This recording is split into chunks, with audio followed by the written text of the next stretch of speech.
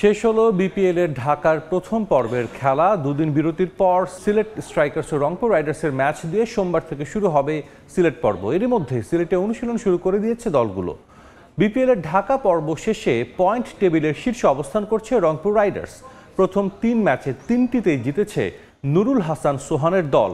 এর বিপরীত চিত্র ঢাকা ক্যাপিটালসের 3 হারে টেবিলের 6 অবস্থান তার। অন্যদিকে এক ম্যাচে 1 হার নিয়ে টেবিলের তলানিতে সিলেট স্ট্রাইকার্স।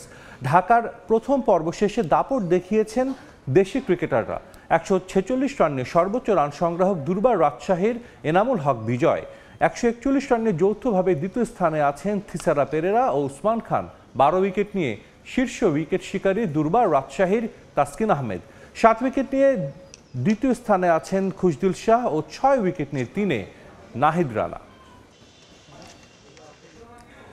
সিলেট পর্ব সামনে রেখে অনুশীলন শুরু করেছে বিপিএল এর দলগুলো। এই মুহূর্তে সিলেট আন্তর্জাতিক স্টেডিয়ামে আছেন রিপোর্টার জয়ন্ত কুমার দাস। সবশেষ খবর জানতে সরাসরি যাচ্ছি তার কাছে। 30 ডিসেম্বর শুরু হওয়া বিপিএল 2024-এর ঢাকা পর্ব শেষ। আগামী 6 জানুয়ারি শুরু হচ্ছে সিলেট পর্ব। তাই সিলেটে এসে পৌঁছেছেন দলগুলো এবং ইতিমধ্যেই আজকে সকালেই কিন্তু প্র্যাকটিস করছেন ফরচুন বরিশাল এবং সিলেট স্ট্রাইকার্স। এখনো কিন্তু তারা প্র্যাকটিস করছে সিলেট আন্তর্জাতিক ক্রিকেট স্টেডিয়ামের যে আউটার 2 আছে সেখানে প্র্যাকটিস করছেন। আমরা দেখেছি ফরচুন বরিশালের যিনি অধিনায়ক তামিম ইকবাল খান তিনি এসেছিলেন, মাহমুদুল্লাহ রিয়াদ, মুশফিকুর রহিম, নাজমুল হাসান শান্ত সহ বিদেশি যে প্লেয়ার রয়েছেন, শাহিন আফ্রিদি রয়েছেন, তারপর মেয়ার স্কাইল রয়েছেন, তারাও এসেছেন। সবকিছু মিলিয়ে ফরচুন বরিশাল এখনো প্র্যাকটিস করছে। অন্যদিকে সিলেট স্ট্রাইকার্সও প্র্যাকটিস করছেন। সিলেট স্ট্রাইকার্স একটি মাত্র ম্যাচ খেলেছে ঢাকায় রংপুর রাইডার্সের সাথে এবং সেখানে তারা হেরেছে।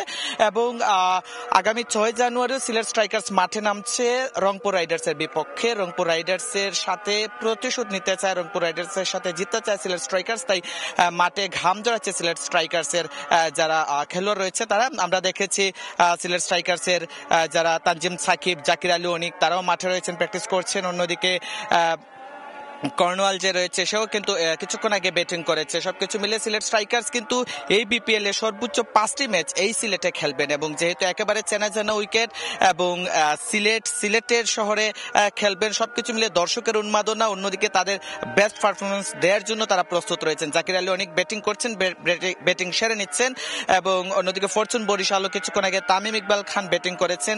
ফরচুন বরিশালও কিন্তু জয়ের ধারা অব্যাহত রাখতে চায়। অন্যদিকে সিলেট স্ট্রাইকার্স জয়ে ফিরতে চায়। সবকিছু মিলে সিলেট স্ট্রাইকার্স এবং ফরচুন বরিশাল প্র্যাকটিস করলো। 1:30টার দিকে এখানে প্র্যাকটিস করবেন রংপুর রাইডার্স, যে সেই রংপুর রাইডার্স প্র্যাকটিস করবেন। এবং জানিয়ে রাখতে চাই ফরচুন বরিশালও কিন্তু আগামী 6 জানুয়ারি 6:30টায় মাঠে নামবে দুর্বার রাজশাহীর বিপক্ষে এবং সিলেট স্ট্রাইকার্স কিন্তু আগামী 6 জানুয়ারি মাঠে নামবে রংপুর রাইডার্সের বিপক্ষে। সব প্লেয়াররা কিন্তু তাদের ঝালিয়ে নিচ্ছেন সিলেট পর্বে বেস্টটা দেওয়ার জন্য এবং সিলেটে ভালো পারফরমেন্স দেওয়ার জন্য। জানিয়ে রাখতে চাই মিরপুর স্টেডিয়ামে যেমন দর্শকের উপচে পড়া ভিড় ছিল, বিসিবির কিছু গাফিলতি ছিল, এইবারের বিপিএল এ সিলেট পর্বে এই ধরনের বিসিবিও কিন্তু তৎপর রয়েছে। এবং দর্শকের উপস্থিতির কথা যদি বলি, প্রতি বছরই বিপিএল এ সিলেট পর্বে দর্শকের উপস্থিতি থাকে। এই বছর আমরা দেখেছি দর্শকদের মধ্যে বাড়তি উন্মাদনা আছে এবং অপেক্ষা করছেন কখন তারা টিকিট কিনবেন, কখন তারা মাঠে নামবেন। ইতিমধ্যে অনলাইনে অনেকে টিকিট কেনা শুরুও করে দিয়েছে। দর্শকরা অপেক্ষা করছে তারা মাঠে এসে তাদের পছন্দের দলকে সাপোর্ট দেওয়ার জন্য। দর্শকরা অপেক্ষা করছে, দর্শকরা তাদের পছন্দের প্লেয়াররা, পছন্দের দলকে নিয়ে কিন্তু ইতিমধ্যেই সামাজিক যোগাযোগ মাধ্যমে কিন্তু মাতামাতি করছে এবং সিলেট আন্তর্জাতিক ক্রিকেট স্টেডিয়ামও প্রস্তুত হচ্ছে, ঘষা মাজার কাজ চলছে।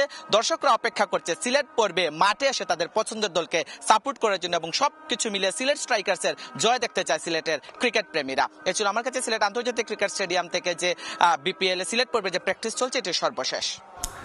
আমাদের সঙ্গে সিলেট থেকে যুক্ত হয়েছিলেন সহকর্মী জয়ন্ত কুমার দাস।